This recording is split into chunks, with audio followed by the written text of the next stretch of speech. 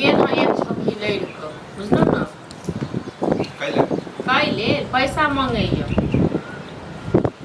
पैसा टिकट कटायत तकर बाद जायत ओहि बेटा पुतोह बड़का बेटा पुतोह आइए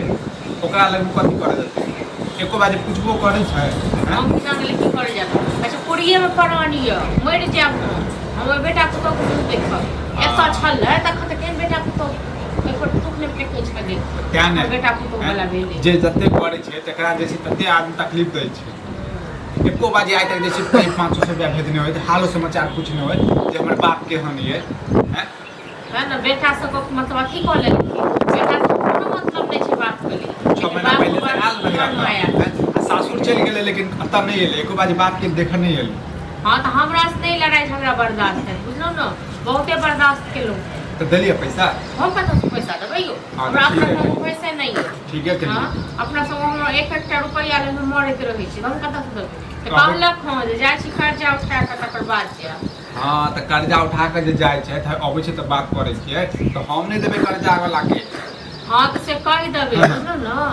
कहि देबै आमने सामने से पता नहीं की हो कर्जा देतै तऽ कटोलो के लोग सब कहि देबै जे भाई काल्हि हम नहि देबो हम कतऽ से देबै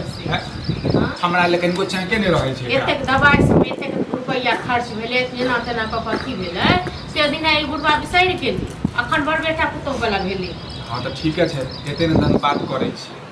आ जब ई नाटक सब हैत रोज रोज तऽ हमरा कहै छी नैहर से लेल ना हमरा 2 महीना 3 महीना भेज दिअ हम रहब तऽ सुचैन से एतऽ हम एकदम से तंग आबि गेलहुँ यही हर बात पर नैहर कथी नैहर अबै छै तऽ समझाबै छियै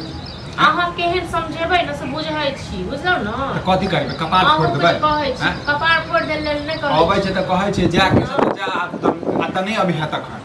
अहाँ झूठे कह नाटक कऽ रहल छी हाँ अहाँके सामने मतलब ओतेक हमरा संग लड़ाई करैत रहै छै गरियाबैत रहै छै तखन अहाँ एको बेर किछु कहते नहि